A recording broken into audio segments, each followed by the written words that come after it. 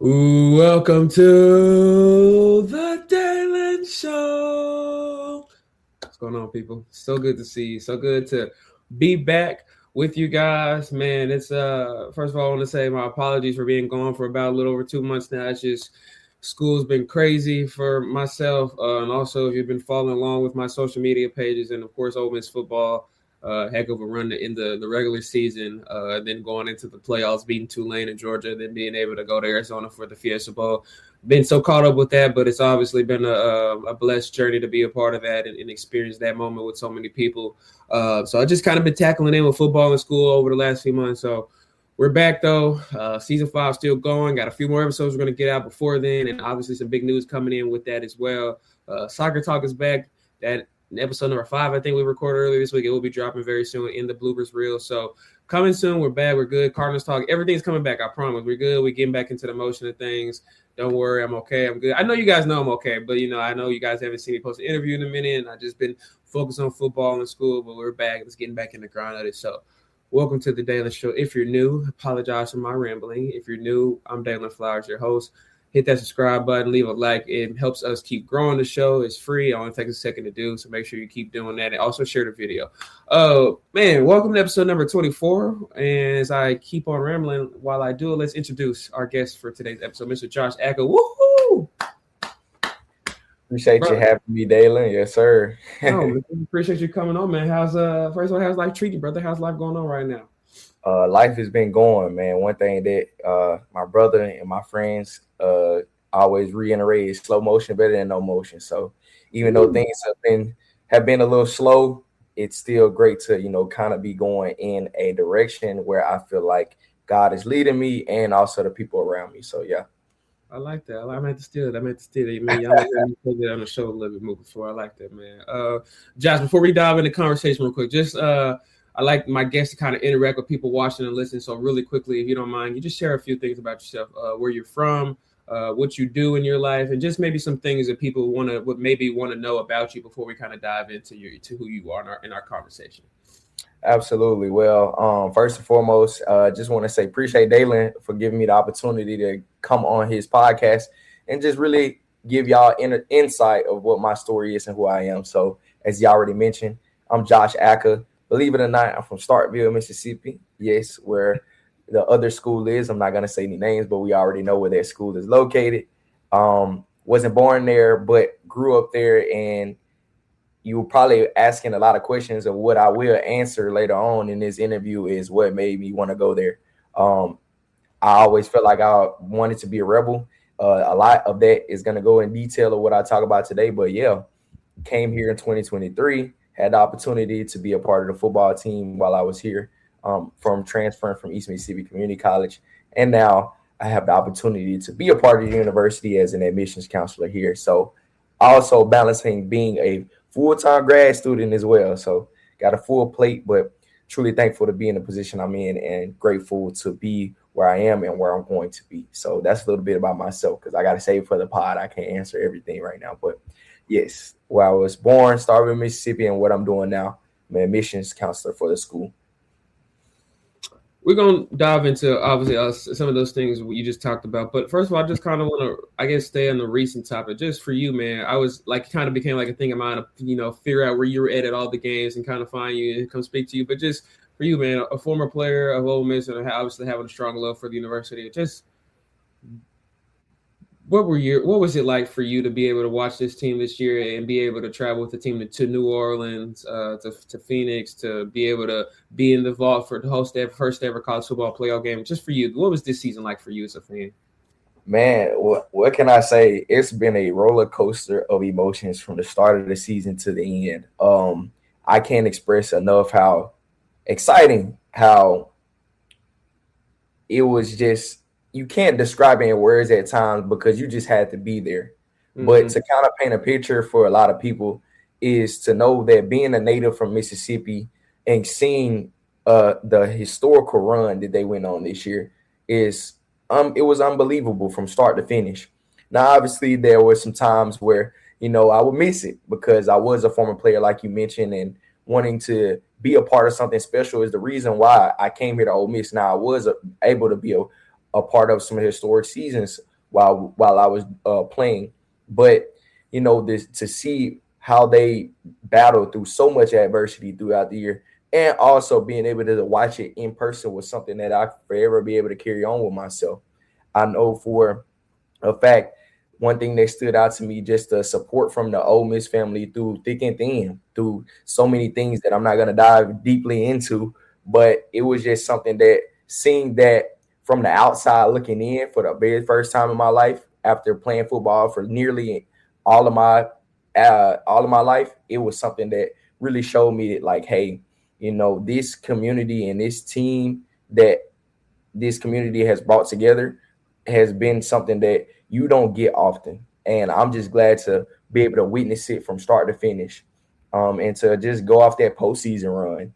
That's something that I never forget. I was having really bad FOMO with my with my parents, and with just in general. I just said I gotta go to New Orleans. I have to go to Arizona, and maybe my pockets are still kind of trying to recover a little bit from it, but it was all worth it, man. And that's something that I'm so glad, because a lot of people be like, man, you so Ole Miss, and it's just like, yeah, because blood, sweat, and tears have been put into this school. So to be able to witness the run that they went on, to be able to witness the game that they had in New Orleans, not necessarily upsetting Georgia. I feel like we've starting to get their number now and showing that we can really compete. And also the Fiesta Bowl didn't have the desired outcome that we wanted, but those guys fought hard, and I was glad to be able to witness that. Yeah, man. It was just blessings to be a part of it. Like it's I feel like it's different when you're at those schools that, this is normal for them, or this is I guess the historic expectation. I guess you could say Ole Miss is now moving in that direction, but to be a part of it, like, I haven't even really sat back and thought about it like this, but now that we're talking, it's like, this is history, man. Like in 100 years, people are going to be talking about this run. People are going to be talking about this team and all the drama they went through, but also all of the wins that came a part of it as well. And it's like, to be a part of that is amazing. To think back, to really think back and just kind of sit in it. So like I'm just grateful that I was able to do that, and grateful that people like you and a lot of fans were able to witness that, because I had so many conversations with so many alumni, and these are people that have been through a lot of heartbreak. And not just recent heartbreak in terms of, maybe missing out on the playoffs in 2024, or, the Sugar Bowl in 21, like actual, rough years, maybe winning 3 games, missing out, not winning a single conference game. And so to be able to experience that for those people as well was really kind of refreshing for me as well. So, Josh, I kind of want to go into, you talked about it, but man, what was, I guess, growing up in Starkville like? And also you talked about it, bro, just where did that love for football even come from at a young age? Like, what got you into football? I can definitely say my dad helped out a lot with not necessarily grooming me, but just showing me, hey, this sport can really change your life. Growing up, they made sure, him and my mom, to put me in things that kept me active. So growing up, I didn't only play football. I played as many sports as I possibly could. Probably played soccer for like 1 season, played football, played basketball, played baseball all the way up into my 9th grade year. But yeah, my dad was a huge influence on my life when it came to that. And he would just always talk about how it changed his life as well. A lot of people don't know that he also went to East Mississippi. So I followed in my dad's footsteps whenever I went to East Mississippi. And then from there, he went to Arkansas State University, where he was inducted into the Sports Hall of Fame there. And also not too far recently in the Sports Hall of Fame for JUCO in Mississippi and at Hines Community College, I want to say last year. So my dad has left his mark in college football. He has. And it motivated me a lot to, follow in his footsteps no matter where I went, and having the opportunity to carry on the legacy of his name and what he had done. And oftentimes at night, it's funny whenever he talks to people, and he was like, it's a flex at times to be able to say, hey, you can Google me. So that's one of the things that people know about my dad whenever I go back home, or whenever somebody may recognize him and they say, oh, you're James' son. And it's just something that had helped me to be like, I wanted to be just like my dad. And he told me that hard work gets you to wherever you need to be in life.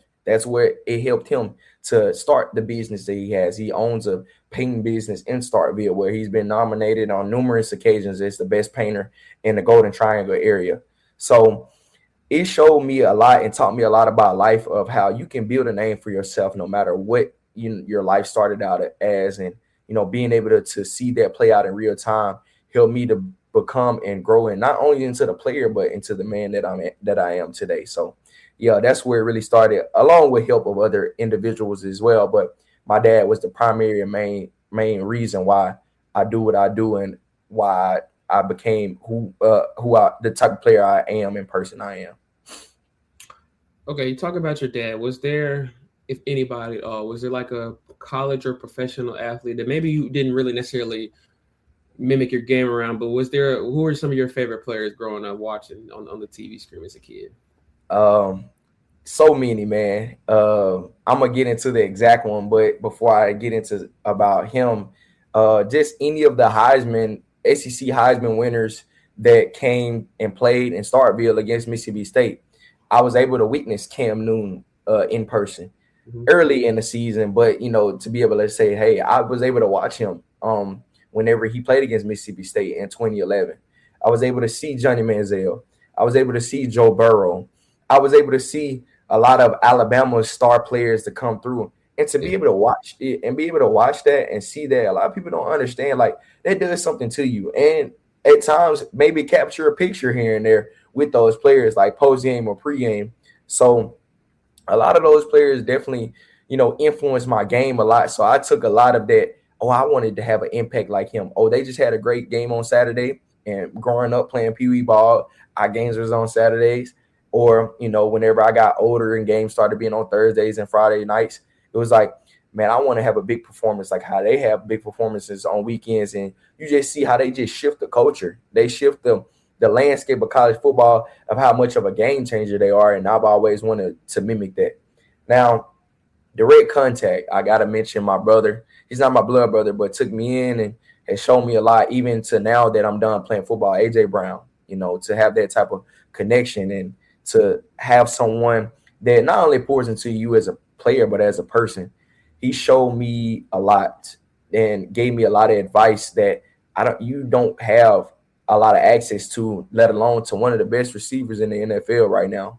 And he gave me a lot of great pointers, and will bring back and spread it amongst the community. And that's what a lot of people don't know, is that when he would come back home, when he was on break from Ole Miss or his first couple of years in Tennessee, he would have a training session with me, and I would be sharing that same knowledge with other people. And that's why I felt like we were so good over the years, is because that access. And I can definitely say those people definitely influenced my game a lot, outside of like guys like Odell Beckham. Anybody that knows me back during that time knows that I was a OBJ fanatic. Still is to this day. Like, he changed the culture of the game as well. But definitely those people is in my life that impacted the way that I played. I love that. I guess I kind of want to ask you as well. You said that you played a plethora of sports growing up. What all did you play growing up? And I guess how did you kind of find the fitting to stick to football more than the other sports as the time went on?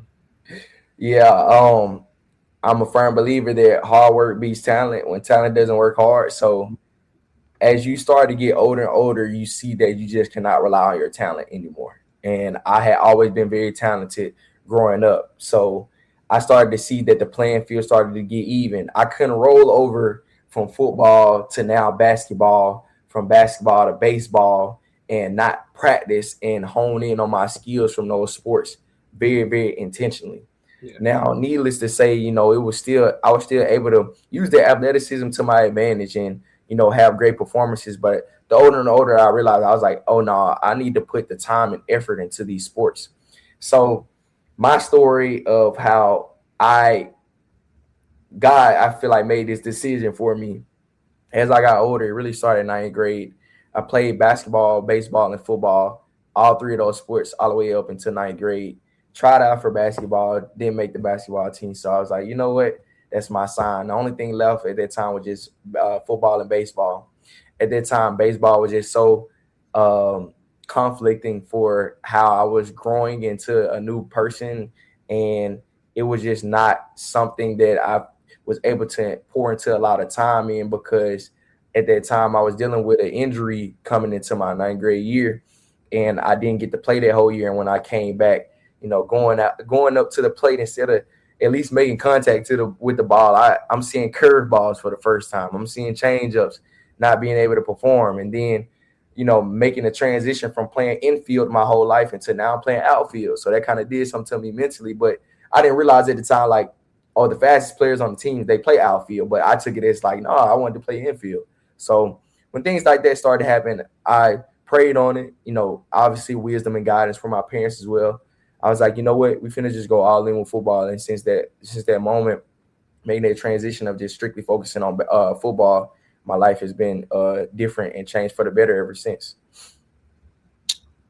Take me back to senior year of high school. I know you mentioned your dad, but like, what were maybe some of the other college decisions that you were looking at? What were some of the other schools you were looking at, maybe other than East Mississippi? And what kind of made the conclusion be, let's go attend East Mississippi at that time for you? Yes. So the recruiting process for me was, not as what I desired to be, but it's something that I definitely needed. I was getting recruited by Austin P. And I went to a camp to go to a skills camp there going into my senior year, and they offered me that day when I came down for the camp. And it was something like, okay, this is it. Like, I'm about to begin to start taking off. You start out small, and then you can just continue to keep growing. They continued to press on with me, send good luck messages. Hey, we see you doing well. And I was having a great year. I scored every single game except for 2. But other than that, double-digit touchdowns by the end of the season. Great yardage. I didn't reach 1,000, but if you turn on the tape, I was definitely making some plays, in my opinion. And I was just having an overall great senior year. So I was like, who wouldn't want to give a player like this, even though he's a little undersized, an opportunity to come play at their university? Well, the season goes on. The coach actually came to my game where I had 2 touchdowns in the first quarter. He left during halftime. He had left during halftime. So I was like, yeah, I'm for sure secured on their board. Like, I did my part. From that day forward, I had never heard back from him ever again. So it was just a crazy situation with mine and with my recruiting process. I wasn't highly recruited out of high school, if I'm being honest. Outside of East Mississippi, where I had made my decision to go, Austin P and Mississippi Valley State, nobody else really talked to me. But I knew for a fact that I could see myself playing at the level that I had the opportunity to play 2 years ago and 3 years ago. So that's how my senior year was. But needless to say, had a lot of fun. Had the year that I wanted. It was my best year of football, outside of like the memories I created here. But stats wise and performance wise, that was my best year of football. Mm-hmm. What was just, I guess, diving into East Mississippi now for you? What was that experience like, man? I know for me, being able to talk to some guys and experience some of their stories, man, those are some of the, I guess, the best times for some guys. But there's also so many opportunities where you're learning so much about yourself and your body, because you're grinding in a way. Some people would say harder than guys that maybe are at Division I, because you're trying to prove yourself to a different matter. But just for you, what was that experience like at East Mississippi? One of one. I am so thankful for the opportunity to be able to go there despite all the ups and downs from the start to finish. It was all worth it. And typically, instead of going to a junior college for 2 years, I had to go there for 3 because I came in during COVID. And the first year that we were there, we opted out that season, and we was devastated because that's something that all we knew. But it kind of shifted not only who I was and my identity, but not only that for me, but a lot of people that was around me as well. So that bond, I'm still talking to guys that I played with to this day. We still getting connected. And that's something that I realized wasn't offered at a lot of other places. And also, before I kind of get into like my time at East Mississippi, most people think whenever you go to junior college, you're going there because you either got in trouble or you have bad grades.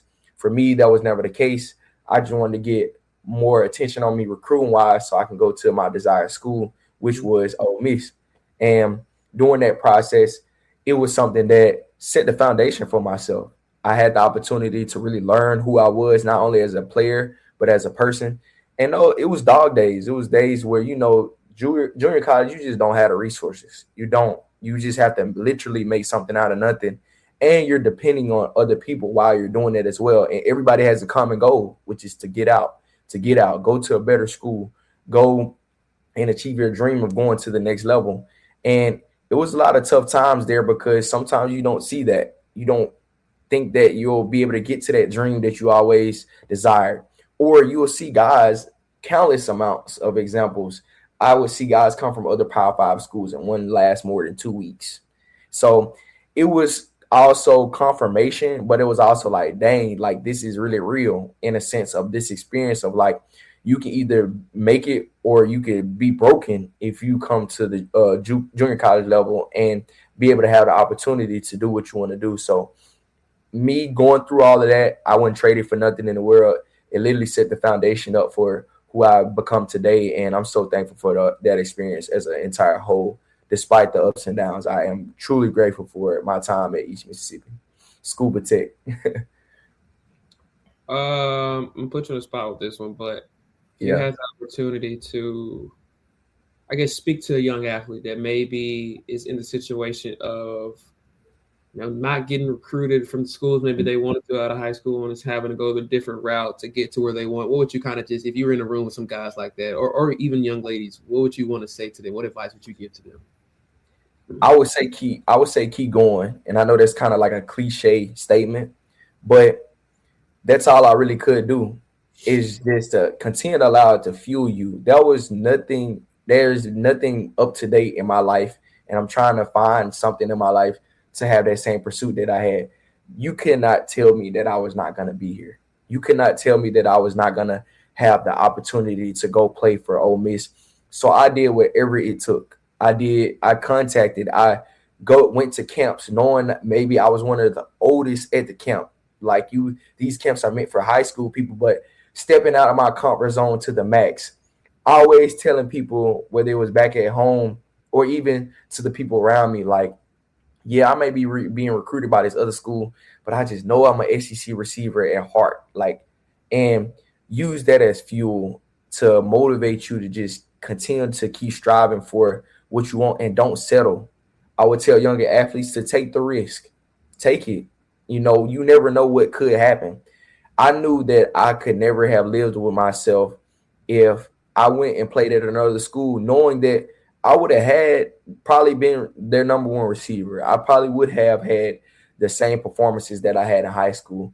But for me, I could not envision myself at any other place except for Ole Miss, and that's what I wanted to do. And I went and did it, and was the best decision that I made for myself. So for the ones that are under recruited, don't become discouraged. And it was a lot of times I would come in and be like, am I even good enough? Knowing that I had the capabilities of playing here, which clearly showed over time. And you will have doubts, but don't fuel it. Don't do that. And one thing I can think of is just something that one of the coaches, Coach Sawyer, he's at LSU right now. He would say, you going to feed what wolf? You going to feed the good wolf or you going to feed the bad wolf? So sometimes you'll feed the good wolf. He'll be like, man, I don't know if I'm going to make it. But make sure you feed the good wolf more than you feed the bad wolf. And that's definitely what I did. And it was a lot of, I wouldn't necessarily say backlash, but some people won't support your decision. It may be family. It may be close friends. But do what your heart is calling you to do, and you'll be thankful that you did it 100%. Thank you for that. I hope that touches somebody. Think around, because that's what I do this for, and I appreciate your honesty and authenticity with that answer, man. I really do. Man, I guess simply just why Ole Miss, man? Like, what made Ole Miss that the spot that you just wanted to be in part of it and want to call home so bad? Like, why Ole Miss? For numerous reasons. I had family that went here. My sister graduated from here. My brother, as I mentioned earlier, AJ Brown went here, was also another influence in my life. But also, I just knew that I always had a little bit of rebel in me. And I just really liked the school colors. I just couldn't see myself in maroon and white. I'm going to just be honest. That's just like something small, but it was just like, I love Nike. People talk about, what is your favorite brand? I love Nike. And when they started the retro, bringing back the powder blue uniforms and things of that nature, there's something small. But if I'm being honest, every time that I started to come up here during my time at East Mississippi, whether it was once or twice a year, I always had a great time. You know, the Oxford community took me in with open arms before I was even a part of it. Yeah. And every single time that I would come, I would just be like, man, the energy here is crazy. Like people have fun 24/7. People are always smiling. And I would encourage people if they ever have the opportunity to come to Oxford, just look around. Just look at how you just see, even when you're just driving, you people see people jamming to that music, and it's never a dull moment here. There's always something going on. Yeah. So it was something that I always prayed for. And then also seeing other people that was a part of the program. Luke Altmaier, he was a huge influence. And knowing that he was my quarterback at Starkville High School, that helped me have a lot of success going into my senior year. I definitely wanted to connect that relationship and that bond on the field. So I would always tell him, be like, hey, man, just give me a little bit more time. I know you may be wanting to go in the portal, but I'm on the way. I'm on the way. Obviously, he's done a great job of what he's doing. Did at Illinois is getting prepared for the draft, but it was just so many other factors, and I felt like God truly called me to be here. You know, it's times where I have literally shedded tears of like, God, I see why you made me wait. I see why you made me take the detour, even though I wanted to come out of high school so bad and come to this school. But I started to realize I wasn't ready. He was just molding me and helping me grow into what I really wanted to be while I'm being here. And oftentimes people, like I said earlier, people are like, you're so Ole Miss. It was because like you don't know what it took to get here. You don't know what God put me through and all the things that I had to go through to get here. So it was just something that I always knew that this was home for me, and it still is. It's gonna be very hard to say goodbye to this place. I don't know how long God gonna keep me here, but I can say that I am so glad to be a part of this university and have done some of the things, connected with some of the people like you and others that I've connected with, and just it's never a dull moment here, and it's confirmation every single day I step outside my house of being able to see like-minded people like myself and be like, hey, I was meant to be here. I really was meant to be here.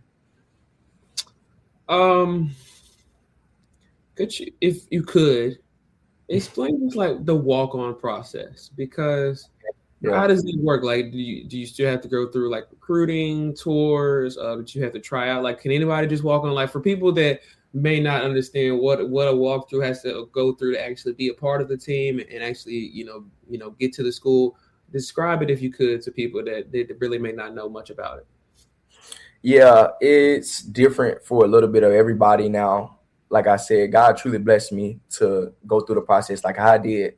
I didn't have to try out. I was able to use my networking of people that I knew that knew somebody. And all they said was like, hey, you have a spot on the team, but obviously you have to work to keep that.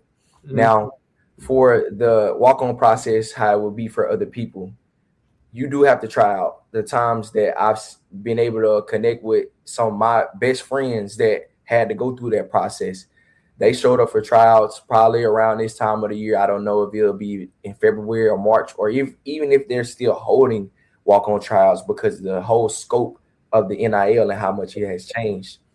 So that process looks different how it was back then for me, how it is now. But I'm just going to speak on what I know and what it has looked like whenever I was playing. So you would try out, and then you would either receive a call, and just say in a perfect word, you do receive that call. Then going through that process, you're on the team. From that process going forward, now you're trying to keep that spot on the team. And not only keep that spot on the team, to see like, oh, can this guy actually play? And for me, I'm just so blessed because I didn't even realize it until Tulane weekend. I tell people this all the time. I didn't know that in college football you had a travel roster. I have always went to every single game and played in every single game and started in every single game since the third game of my junior year of high school. So, it was a little shock for me to be like, man, I'm going to a game where I'm probably not going to see much playing time, but I'm just blessed. I am. So as we're getting on the plane ride to go to Tulane, I was like, where's the rest of the team at? And then I can't remember if it was Jaden Williams, the offensive lineman, or somebody else that I knew. I can't remember exactly who it was, but he was just like, congratulations, man, you made the travel roster. I was like, travel roster? I was like, the rest of the team ain't traveling. He was like, nah, this is the list. You made the cut.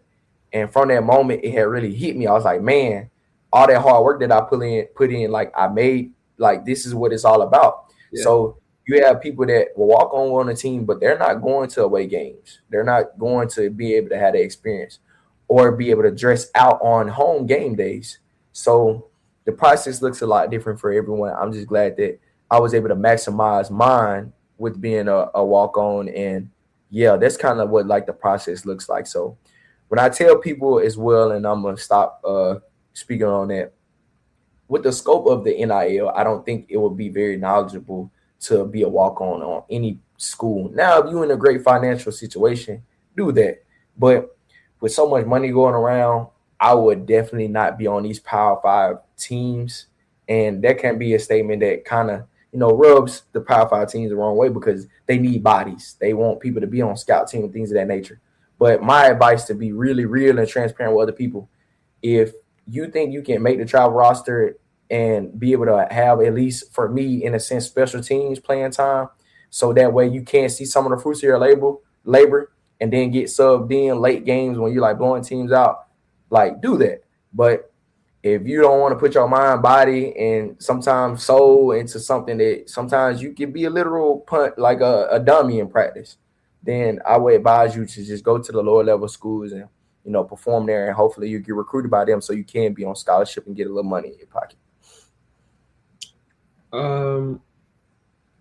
First of all, thank you for being real right there, because Yeah, I've never even really thought about like the NIL landscape in that way, honestly. And you just provided a bit of insight for myself, but I'm sure a lot of athletes real something to think about. So I appreciate you for saying that. But I want to ask you, just go back, think about your collegiate career as an athlete. What are your favorite, or what are some of your favorite moments that you were a part of as a collegiate athlete? Like, what's some of those moments that stick out that you always remember? I think any athlete wants to win the big one. So I can name off the top of my head and I just go down the timeline of it all. My favorite memory was winning a state championship. One of my favorite memories was winning the state championship at East Mississippi. All throughout high school, that was my goal. I wanted to bring Starkville a state championship so bad. We hadn't had a state championship since my brother had won, AJ Brown. And I wanted to win a state championship for the city so bad, and we would fall short every single year that we played. My sophomore year, played against Pearl. They went on a historical run, 16-0, won that year, my sophomore year. My junior year, we played against N'Kobe Dean, which we obviously know what he's doing right now. Plays as a starting linebacker for the Philadelphia Eagles. He beat us in the second round single-handedly by himself.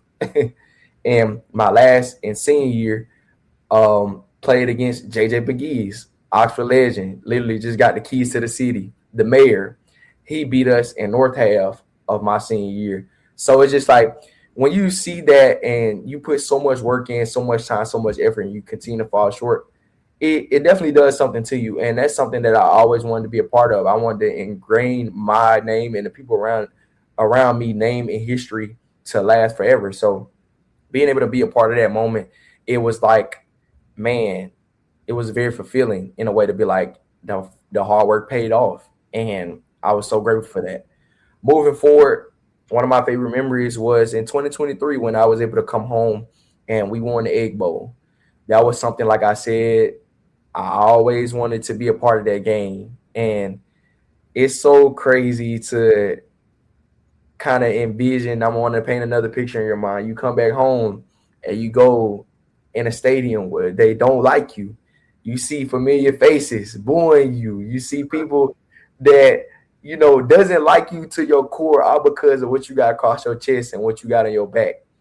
But I felt so good being the villain that day, and it was so fulfilling to bring that golden egg back to Oxford where it rightfully belonged. And it was like a fulfillment. It was like fulfilling my prophecy in my life, because I always wanted to be a part of that game, and to be a part of it and be able to be in it was something that I was so glad to be a part of. And probably the last one, it was bittersweet for me, but the Gator Bowl, my last game as an Ole Miss Rebel, Um, even though, it was the end, but it was also the beginning of what was to come. So that those three memories are really the ones that were some of my favorite memories, yeah, of being a collegiate athlete. Mhm.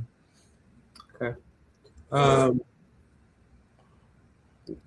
Graduate now, I guess, kind of in the real world. I've seen you Yes. talk about it a little briefly, but just, I guess, deep dive into it a little bit with me as well. But just, what's it like now, kind of being outside of athletics for the first time in your life, basically, and now kind of doing things that I'm sure you're loving, but as well, that big piece and chunk of your life is just kind of like gone now. What's it like being an athlete that is a part of you forever, but now being in the real world and not being an athlete anymore? Like, how has life kind of changed for you in that aspect?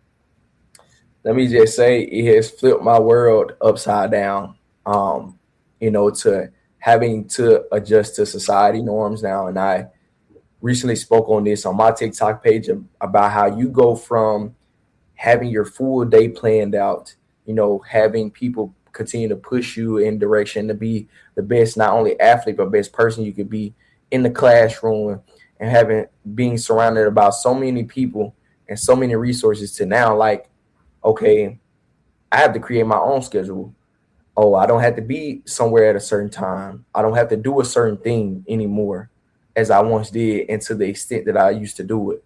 So it flipped my world upside down to a point where I am so glad that within myself, I already had a sense of identity of who I was. Yeah. And that was my identity as a follower of Christ. And I can only imagine, and I've spoken on this on numerous occasions, and might try to turn it into a series myself, of how many people have had a sport a part of their life for so long, and now they have to step into that space or go back into environments that they shouldn't go back to, and what sports help them get out of, and not only get out of, but be productive of whatever 4-year institution that they were at, or even junior college. And for me, one thing that I don't want to say, but it really is a reality, it definitely got worse before it got better. It did. And, having to figure out what was next, having to find and apply for jobs, having to build my resume, and having to do different things on my own, that I was like, man, I wish somebody would have told me this is what the real world really consists of. But it has all been a learning process. And the more and more you continue to allow yourself to feel those feelings, because they are real, to miss your sport, to miss the team camaraderie, to miss the scheduling, to miss the late night, early mornings, and having something to work towards. Now, the same energy and time that you put into your respective sport, you have to put that into everyday life now. And it's hard to do that. It's hard to figure out what is something else that I could work towards. It's not semester to semester anymore. Now it's by year basis. What do I see myself doing 1 year from now, 2 years from now, 3 years from now, 10 years from now? All of that has helped me realize, like, hey, this is what the real life is now. So that's kind of been my thought process about it all, and trying to adjust day to day, even in right now where I'm currently sitting, trying to do something that you're doing, start my own podcast. It's something that I've constantly had to tell myself, you cannot stop trying to learn. The moment you stop trying to learn, ask questions, go through trial and error, as long as it's not a big risk. Well, I feel like eventually I'm going to take another big risk, like how I did by making the decision to come here. But it's all about doing what you feel like is going to help you become the person that you need to be now outside of your sport. Mm-hmm. You mentioned your faith, and that's something I wanted to bring up to you because I realized, especially lately, it's just something that you've become very vocal about, and it's something that actually my mentor, I met with him this morning, he actually brought it to me that I'm becoming more vocal about too. Just, I guess, number one, why is faith so important to you? But secondly, why is being vocal about it also so important to you as well? It's something like growing up. I don't know if you probably have seen this trend on TikTok. It's be like, I know God, but now I he knows me, or I used to know God, but now I know him now. Like the difference between the knows.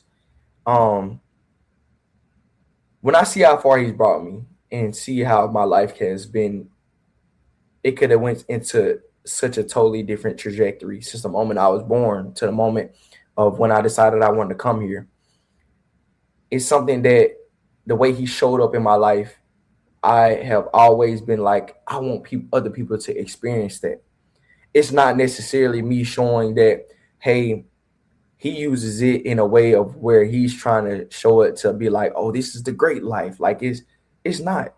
If we go to his word where he says James 1:2, consider it joy, my dear brothers and sisters, when you go through various trials, for the testing of your faith, faith will produce endurance. I've been through it, man. I've been through so much leading up into my life, and I want to encourage and tell anybody else that is watching it. My life up until this moment has not been all sunshine and rainbows. It has not been perfect. I am willing to tell you straightforward that anything that I have done to get to where I am now, there were a lot of tough times. It was. And I went through my own respective battles just like everybody else go through their own respective battles. But the reason why I am so vocal about it, to show people like, hey, he gave me that strength to continue to keep showing up in a building, not knowing if I would get the opportunity to get receiver reps on a game day, but I get a million in practice. He gave me that strength to continue to keep showing up, even when my body and my mind is tired. He continued to keep giving me that strength, even when people are telling me that, man, you're doing such a good job, but I don't feel that inside. So I just want to encourage people and let people know, whenever I speak about my faith, I try my best to tell people, I don't want you to see me. I want you to see him and how he's worked through me through all of my shortcomings, through all of my blessings, and through all of my whole journey of what had got me into here. So when you say why my faith, why am I, bringing it such a light? Because I understand what my life would look like without him and with him. And I can tell you to the fullest extent, my life without him was not fulfilling. My life without him was not where I wanted to be. My life without him was not exactly the version of myself that it when I look at it, it's like I don't even want to even look at that person. But I have seen how he's worked through me in times when I continue to seek his kingdom, when I continue to just allow him to work through me and work through the people that surround me. Like, when you see that difference and he reveals that to you, your outlook and your perspective on life shifts in a manner like none other. And that's what I want people to see as well too, whenever they're on that walk. Try him. Give him the opportunity to be like, God, I've been doing it my way. Even last year, Dalen, if I'm being honest with you, I did it my way last year. And I guarantee you, moving forward into this year, I cannot do that again because it broke me. 2025 broke me. And I am not ashamed to say that. But I have named this, and I haven't made this publicly, but I have named 2026 for my year, for 2026, the year of restoration for myself. Everything that I felt like I had lost, football, a little bit, piece of my, which was not even a little bit, a lot of what people know me by, not having a job for an extended period of time, trying to figure out what was next. I lost a lot of things, relationships with other people and places. I lost a lot last year, but I'm going into this year knowing that this will be the year of restoration, and I'm claiming that. And I want to be a blessing towards others, just like how other people have been a blessing towards me. Man, that's deep. Because I saw something not too long ago, and it basically just said, you can't do this on your own. And I know you were in church Sunday, but Pastor Anderson preached a really good preach, just saying, basically in the midst of, God will put you in situations sometimes that you can't get yourself out of. And he does it on purpose so you can attest to him, find faith in him, find grace in him to know that he will get you out of those situations. And I learned that a lot in 2025. It's like, why me sometimes? Why am I going through this? And it's not why me, it's why not me, and why have I not learned the opportunities to get myself out of this because I can't do it on my own. Like, that's where I have to find the faith and the courage and the passion and trust in him to know that he will get you out of it. So that's deep because, man, this is what I do this for. Like I get like a lot of people get different things out of episodes, but like if you have the same beliefs or not, regardless, just know you're not alone. In whatever circumstance it is, there's somebody, there's something, there's someone out there wanting and willing to help you. So I appreciate you for sharing that because that's really deep and that's really touching for me, and I hope touching for someone because I learned so much about myself in 2025. I learned that I need to heal from so many things. I learned that I need to grow spiritually in so many things, and they're just 2025 was a growth year for me. Like I learned so much through so much. And this year is just like kind of you, like you said, it's what restoring, like healing, finding myself, staying consistent with things. Like so, I appreciate you for sharing that, man. I really do because that's touching, man. It really is. I appreciate that, man. Absolutely. Something I want to dive back real quick because before we wrap up the Ole Miss talk, something that I mentioned to you that I kind of want to try to chat to you about because it's something that I have kind of experienced from the outside world, but I think it's a big topic that I think we need to have a talk about, especially because I know since the Lane Kiffin stuff, Stephen A. Smith has kind of been like the face of it, but like it's obviously a topic because of myself here, but also just people in general. I guess first of all, kind of give your perspective from if you've dealt with any personal things in terms of this. But I guess for me, some of those people, when it's not just people of different races, also Black people as well, just kind of get that notion of me, like, why do you go to Ole Miss, or why would your parents send you to Ole Miss, or et cetera, et cetera. So I guess for you, when you see, I guess people like Stephen A. Smith say things such as, the brothers ain't trying to go to Oxford, Mississippi, and kind of put this historical context on Ole Miss. Just don't get me wrong. I understand where I'm at. I understand the history. I know the things around me. Don't get me wrong on that. But I think there's a reason James Meredith fought for integration at this school. I believe there's a reason there are people like Dr. Ethel Scurlock, who is the dean of the Honors College here, and a plethora of the Black people that are very significant at this university. There's a reason why we're all here. But I guess for you, just I don't know how to like set the question up. Just for you, I guess like I said, like what does it mean to you when you hear people like Stephen A. say like stuff like that? And also, I guess just for you, what is the true meaning for you to be at Ole Miss? Because you hear so many things like that sometimes. And I don't know if I watched his statement that he said to the fullest. And, obviously Stephen A. Smith is at the pinnacle, if not, he is the pinnacle and the mecca when it comes to sports talk. And what I feel like his perspective on it all, it just needs a shift. We've had multiple people reach out to him, from my very own Keith Carter, from my very I don't know anybody else that may have reached out to him. You may be able to piggyback off that, but we've had people that want him to come down. And I want to say today, as of today, Coach Yo is talking to him today because it's this stigma that has been put on us. Obviously, we know the history. Me and you both know the history of Ole Miss and what it used to be. But I think a lot of people continue to go off that what used to be and what has happened, even whether it's recently or not. Me personally, since the time I've been here, I've never had anything happen to me. I've never had anything said to me, at least from somebody that is directly connected to this university or is like a fan. I've had one recent situation where somebody did say something out the way, but they wasn't even from here. So I don't even count that for real. And to me, the people of Oxford don't see color, at least when it's been with me. I can't speak on everybody else's situation. And when I've had my time here, these people have welcomed me with open arms. And I can't thank them enough. I can't. And the Oxford community and what I feel like what Stephen A. Smith is trying to portray is that the reason why he feel like the quote-unquote brothers are not coming here is because of the past. It's not what we're building.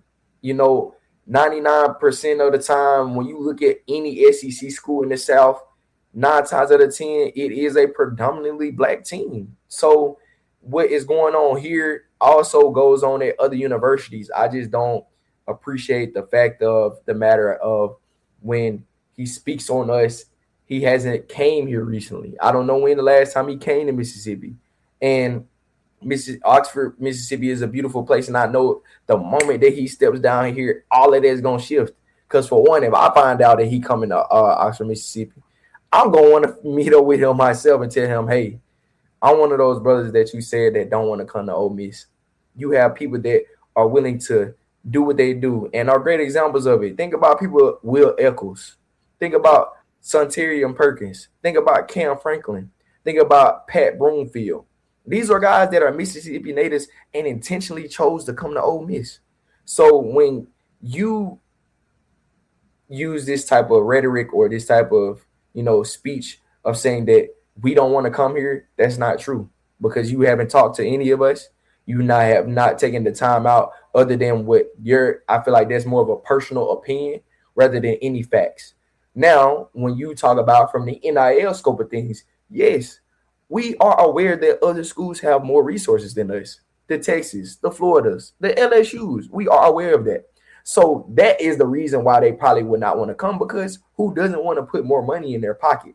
Yeah. But I don't want him to associate that with they don't want to be here because of how it used to be. And I don't think he's making the distinction between those two. He's trying to connect and bridge both of them when that's not the case. The reason why kids of us, like brothers, don't want to come here is because of NIL, not because it's that they don't want to be in Oxford, Mississippi and come to Ole Miss. Because every athlete that comes through at Ole Miss knows that the Ole Miss community, especially if you're doing good, will like skyrocket your notoriety in a matter of weeks. If you look at week 1 from the football season up until now, how many Trinidad flags are in the city of Oxford? So you let that speak for itself. From the moment that the season started, when we played against I forgot who we played against first game of the season, Georgia State, I want to say. Yes, Georgia State, all the way up until we played that last game against Miami. You tell me how many Trinidad flags are in the city of Oxford. And I'm gonna with the Trinidad hat on yesterday, bro, like at the basketball game, like it's deep. Exactly. So we make sure that our players are seen. We make sure that you have so many people that pour into these guys time and time again. You got even little stuff like Deuce Alexander. Every time he makes an explosive play, Deuce, you got the crowd. Like, that's something that we gonna make sure that the players are felt like they are wanted here, and not only wanted, they are needed. He just re-signed and stay here. So yeah, that's kind of my take on it. Hopefully one of these days he decides to come up here instead of continue to speak on his platform and wherever he's at, because obviously he gonna have the final say so, because First Take is his. Yeah. But I hope he has the opportunity to come see what all we got to offer, so he can come back on his shows and not necessarily give an apology, but be like, hey, I've had a shift in perspective. Thank you, man. Appreciate that. Because, absolutely. People need to hear that. We need to speak out more about it. So I appreciate that a lot, man. Let me get you out of here soon, but I guess I know everything you're doing now post-graduation is very important to you, but just, I guess, what is the end goal for you? Like, what's the long-term goal? What does Josh Acker want to end up like? What's the means of possible for your future? I can see myself in so many places, and I've had the opportunity to kind of get a feeling of what my calling would be. And end goal is I just want to leave a legacy where people remember, like, hey, he was for the people. He always wanted to make sure that he had some positive impact no matter where he was, and he left a place better off than where he found it.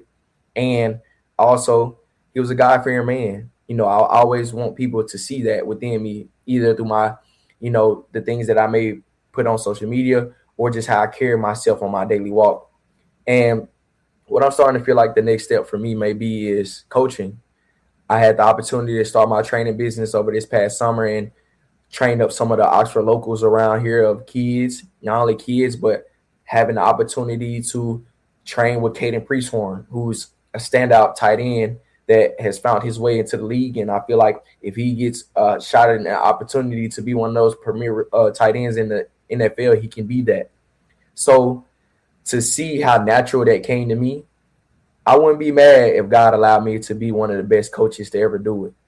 Why sit and be like, oh, I'm just going to be a position coach? No, there's times where I've said to myself, be like, hey, maybe I could be under the Lane Kiffin tree just like how he was for Nick Saban. And then I'll be able to be a head coach to coach against him in a game and, he got me this time, but in a couple years from now, I know I'll get a win against him. So that's something that, I'm just gonna hold on to me, and whatever God got for me, I'm gonna just continue to go, not necessarily chase that, but allow him to work through me to go achieve it, because that's all it is. It's just that we all in this race together, whether it's what you're doing, what I'm doing, and I just feel like that's what he wants me to do next if I continue to just listen to what he's telling me. So if coaching is what the end goal would be for me, I'm perfectly fine with it. To coach guys up to be like, hey, I went through some of the toughest things that you could ever go through as an athlete. Going through during college, having to stay there extra year, having to walk on, not getting the desired playing time that you may want offensively, not getting some of the things that you guys want. But I'm letting you know now that you can control one thing, and it's something that a coach at every level has said to me. You can control your attitude and your effort. And that not only applies to just football, it applies to life. And something that Nick Saban has said, he's not just coaching to coach players. He's coaching to make guys better men. And I know I can make, for the future generation, I know I can make better people and better men if I'm given the opportunity and platform to do as such. So yeah. I love it, man. Last question. You kind of mentioned the legacy part, and you also gave a piece of advice to an athlete earlier, but for this one, just, I guess, what would you want to say to someone in general about life? What advice would you want to give somebody to just keep going along within their day and their week? Yes. My advice to someone in life is to continue to be who you are. I'm starting to realize more and more as I search within myself that you can't control another person. You can't control what somebody else does to you, says to you, or what they may want to be in your life. So control the controllable. Control what you can do as far as like becoming the best version of yourself. And that has shifted because I used to tell myself, like, hey, I wanted this to do this for the approval of other people. But now that's not the case anymore. At the end of the day, people are always going to talk. They're always going to say what they want to say. No matter if I go be a coach or not, people are going to be like, oh, why did you go be a coach? Okay, now I'm a coach now. Well, why are you coaching this team, or why are you coaching this way? It's because that's why I feel like it's best for the kids. Oh, you need to do this and that. So people will always have something to say. Do what makes you happy, no matter what. Let them do what they're gonna do, and that's something that I got from this book that I'm reading called "The Let Them Theory" by Mel Robbins. She is a great person. I love her podcast. I need to watch more of it.